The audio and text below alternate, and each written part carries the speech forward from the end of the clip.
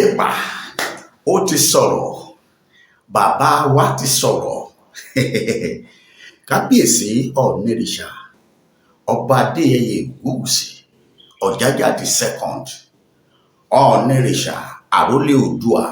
Kábíyèsí ti bóde, bàbá ti sọ̀rọ̀ lórí ètò ààbò ilẹ̀ Yorùbá. Wọ́n ti gbẹnu gbogbo ọba tó ń bẹ nílẹ̀ Yorùbá, àtọba àti gómìnà àtàwọn adarí àtàlágbára gbogbo tó ń bẹ nílẹ̀ Yorùbá bíi Balógun, Balódẹ, gbogbo ẹ̀yin alágbára tẹ́ ẹ̀ bá jẹ́. Kábíyèsí ti gbẹnu wọn sọ̀rọ̀ o. Kí ni kábíyèsí sọ? Kódà kábíyèsí tutọ́ sókè báyìí, bàbá tó ń gbójú sókè ó fi gbà á. Ìyẹn ni wípé wọ́n bínú tán. Ó bínú tán pátápátá. Wọ́n ní pé ṣàdédé bínú, ọmọ àlè nífà. Ẹ farabalẹ̀, ẹ wá gbọ́ nǹkan tí kábíyèsí sọ. Torí pé ńgbà tá a sọ pé wèrè sún, ẹ ti wèrè kan lọ ògiri, ṣé wèrè ò ní padà yíjú? Wọ́n ti yíjú sí wọn. Ẹ gbọ́, ẹ máa farabalẹ̀ wò ó, ẹ máa gbọ́ nǹkan tí kábíyèsí ọba Adéyẹyè Ògúnwùsì Ọọ̀ni of Ifẹ̀, olórí ọba gbogbo nílẹ̀ Yorùbá. Kábíyèsí ti sọ̀rọ̀ o. Àmọ́ gbogbo ẹ̀yin olólùfẹ́ wa pátápátá, ọ̀rọ̀ tí kábíyèsí sọ, kí nìdí tí kábíyèsí fi sọ gbólóhùn yìí? Torí pẹ̀tẹ̀pẹ̀tẹ̀ ni ọ̀tá bálé ọ̀tá boko. Bẹ́ẹ̀ ni ọ̀tá bólóṣèlú, ọ̀tá bá àwọn ọba náà, ọ̀tá bá gbogbo àwọn aráàlú bákan náà ni. Àmọ́ kí nìdí tí kábíyèsí fi sọ ọ̀rọ̀ yìí? Kò ní pẹ́ kò ní jìnnà, mo gbé yín débẹ̀ lọ́kọ̀ọ̀kan ìjèjì. Ṣé ẹ gbàgbé láìpẹ́ yìí ni wọ́n pa ọba kan nílùú Oǹdó, Àkúrẹ́, kábíyèsí ọba Kẹ́hìndé Fálódùn, tí wọ́n pa wọ́n láàfin wọn. Ìyẹn ni pé tí àwọn báńdíìtì, àwọn agbésùmọ̀mí tí wọ́n ká bàbá yìí mọ́lé, tí wọ́n sì pa á nípa àfẹnàpọ̀ṣù lẹ́yìn tí bàbá tó jà raburabu, tó gbìyànjú tó yẹ kó gbà kó tó di pé bàbá padà fẹ̀yìn lélẹ̀. Ẹ farabalẹ̀, gbogbo ẹ̀ lẹ́rìí wò. Ìkìlọ̀ sì tó, mo kó wá bí bàbá ìṣòwò ni. Ẹ bá ń farabalẹ̀ wò wọ́n. Kò pẹ́ kò jìnnà, kò tójọ́ méjì sí mẹ́ta sí nílùú Oǹdó yìí kan náà, àwọn agbésùmọ̀mí yìí gbé arábìnrin kan àtọkọ ẹ̀, wọ́n kó wọn pọ̀. Ẹ rí fídíò wọn wò, irú àrà tí wọ́n fi wọ́n dá. Àmọ́ kí n tó lè gbé yín lọ tààrà lọ sí ọ̀dọ̀ kábíyèsí ọba Adéyẹyè Ògúnwùsì Ọ̀jájá the second, ẹ jẹ́ n kọ́kọ́ bẹ̀rẹ̀ níbí yìí.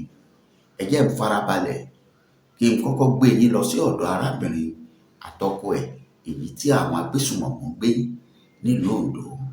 Ẹ wá wò ó, ẹ gbọ́ nǹkan tí ẹ worú àrà tí wọ́n fi wọ́n dá. Wọ́n sì ń béèrè fún 5 million naira. Ẹ fi mọ̀ wípé àwọn báńdíìtì tó gbé àwọn, wọn ò ṣe international bandit, àwọn bandit àdúgbò ni. Torí àwọn international bandit, owó tí wọ́n bẹ̀rẹ̀ láti 50 million, 200 million. Torí ìran bàbá wọn ò ṣiṣẹ́ owó rí, wọn ò rówó rí. Àti pé owó tí wọ́n ń gbà nílùú wọn, tí wọ́n bá péye kan ní mílíọ̀nù, kò tí ì tó 1000 lọ́dọ̀ wa nígbà míì. Bẹ́ẹ̀ ni kí wọ́n tó di wípé àwọn karambání wọ́n lọ import wọn wọlé. Tí ẹ ti mọ̀ pé tá a bá gbé òpònú gorí ẹṣin, òun náà sọ̀pàkọ́ ọmọ àlè, bọ́mọ àlè náà gorí ẹṣin yóò sọ̀pàkọ́. Ta ni máa ń dà láwùn? Kò sí. Ẹ jẹ́ ń gbé yín débẹ̀, kẹ́ ẹ farabalẹ̀ kẹ́ ẹ wò ó. Ẹ wo fídíò yìí kí n tó gbé yín lọ sọ́dọ̀ kábíyèsí ọba Ọ̀jájá. Lẹ́yìn èyí, èmi àti yín á wá jọ béèrè ọ̀rọ̀ lọ́wọ́ kábíyèsí ọba Adéyẹyè Ògúnwùsì lórí ọ̀rọ̀ tí wọ́n sọ. Òun rèé, tó bá jẹ́ gbà àkọ́kọ́, bá subscribe sí channel yìí, ẹ bá mi like, comment, share, ẹ jẹ́ kó wọ̀ gbòòrò ayé lọ. Ọ̀yá, fídíò náà rèé ń gbé wọlé fún yín báyìí. Kẹ́ ẹ wo bí wọ́n ṣe ń fìyà jẹ arákùnrin yìí nínú igbó. Òun rèé. ṣé ẹ ti rí ṣé bẹ́ẹ̀ ń rí ẹ wo bí wọ́n ṣe ń lò ó ẹ wo bí wọ́n ṣe ń na arákùnrin yìí ní èlò bàrà bẹ́ẹ̀ ni so ẹni arábìnrin yẹn ló wà lẹ́gbẹ̀ẹ́ tẹ́ ń wo fídíò ẹ̀ kékeré yìí ọkùnrin tí wọ́n ń lù yìí tó bá yá àwọn tó ń lu arákùnrin yìí àwọn kan sọ pé wọ́n ní wọ́n repent wọ́n ní repentant Boko Haram ẹ wo lẹ́yìn tẹ́ ẹ mọ̀ pé ẹ máa gbowó wọ́n mọ̀ pé àwọn ẹbí ẹ̀ ará ọ̀rẹ́ yóò sanwó ẹ̀ ẹ wo ìyà tí wọ́n fi ń jẹ ẹ wo ìyà tí wọ́n fi ń jẹ ọmọ kan tó jẹ́ pé ìran kan ló bí bàbá kan ló bí òun náà nítorí kíni nílùú tá a wà yìí ọmọ Yorùbá ṣe bẹ́ẹ̀ ti rí ẹ wo bí wọ́n ṣe ń fìyà jẹ arákùnrin yẹn àwọn èèyàn yìí mọ̀ pé àwọn máa gbowó lọ́rọ̀ ẹ̀rọ ẹ̀yìn lílù tí wọ́n lu arákùnrin yìí tí owó ọ̀bá tètè dọ́dọ̀ wọn láàrin ọjọ́ kan ṣé kò ṣeé ṣe pẹ̀lú ìyà àlùkì yìí kẹ́nìyàn gbẹ́mìí síbẹ̀ kò dá owó wọn dúró irú àsìkò tí wọ́n ń lu arákùnrin yìí kò sẹ́ni tó mọ kò tíyàwó ẹ̀ wà bóyá wọ́n fi agídí báyàwó ẹ̀ sùn lọ́wọ́lọ́wọ́ ni tá a bá ń sọ̀rọ̀ nípa ètò ààbò nílẹ̀ Yorùbá bá a bá rẹ́ni tó gbọ́wọ́ lẹ́rán tó ní ọ̀kan òun a jẹ́ pé òkú ni bẹ́ẹ̀ ni òkú pátápátá àti wípé kì í ṣèran Yorùbá yàtọ̀ sí pé ó jẹ́ òkú òun gangan pàápàá kì í ṣe ìran Yorùbá àtọ̀húnrèwá ni ọmọ àlè ni téèyàn kan bá ní ọ̀kan òun kódà kójó lówó kójó lóṣèlú kó ti wò pé òun òkúkú léèyàn ńlẹ̀ yìí a jẹ́ kò ní ẹ̀rí ọkàn tàbí tó bá sọ pé irọ́ la pa ni wọn ò tí ì dé ẹ kọjá lọ sílùú Ìbàdàn everyday ojoojúmọ́ ni wọ́n mú wọn pàápàá l'Oǹdó Èkìtì àwọn Àmọ̀tẹ́kùn bẹ́tẹ̀ ń ṣiṣẹ́ takuntakun látàrí bí wọ́n ṣe mú wọn lójú ọ̀nà àmọ́ béèrè ọ̀hún ni wípé tí wọ́n bá mú wọn tán níbo ni wọ́n kó wọn lọ níbi tá a pé gọ̀dé nílẹ̀ yìí ni wọ́n á náwọn dá wọn padà àwọn èèyàn bá lọ gba ọ̀nà ibòmíì wọ́n padà wọlé sẹ́kọ̀ọ́ ọpẹ́ lọ́wọ́ ìjọba Èkó ní nǹkan bí ọjọ́ mélòó sẹ́yìn tó ní kí wọ́n dalé àwọn díẹ̀ nínú ẹ wo ìdí tí mo fi kọ́kọ́ gbé fídíò yìí ṣáájú rèé kẹ́ ẹ ní bá a gbọ́ nǹkan tí kábíyèsí ọba Ọ̀jájá Ògúwùsì Adéyẹyè Ọọ̀ni of Ifẹ̀ sọ lórúkọ gbogbo àwọn ọba àti àwọn gómìnà pẹ̀lú ẹ wá wò ó sí nǹkan tó ń ṣẹlẹ̀ fídíò kábíyèsí ọba Adéyẹyè Ògúwùsì yìí bẹ́ẹ̀ bá wò ó tán ó ní nǹkan tí mo fẹ́ sọ lẹ́yìn kẹ́yìn náà má gbàgbé bí mo ṣe máa ń sọ kò sí nǹkan méjì ohun tó fa gbogbo nǹkan tó ń ṣẹlẹ̀ yìí kò ju wípé orílẹ̀-èdè wa ò lágbára mọ́ agbára ti pin bàbá wa Bọ́lá Ahmed tó wà ń bẹ̀ ẹ máa tẹ̀ sí baba létí pé ọmọ olódò dẹ ilé ti tó lọ báyìí bá a bá ti kó lọ́dọ̀ kábíyèsí ọba Adéyẹyè ká wá padà sọ́dọ̀ kábíyèsí Aláàfin tìlú Ọ̀yọ́ ọ̀yá ẹ bá ń fohùn sí fídíò yìí káwọn èèyàn gbọ́ nǹkan tí kábíyèsí ọba Adéyẹyè Ògúwùsì Ọ̀jájá tí wọ́n sọ lórí ìfọ̀rọ̀wérọ̀ pẹ̀lú iléeṣẹ́ Channel Television iléeṣẹ́ tẹlifíṣàn tí wọ́n ti fi ọ̀rọ̀ wá wọn lẹ́nu òun rèé òun padà bọ̀. Yes, I can hear you. Great. Sure, Thank you so much for joining us tonight. I saw that a lot of your colleagues in the traditional system joined governors in the southern region of the country. You met in Ikperu And we will imagine that the exigency of time has called for that kind of meeting.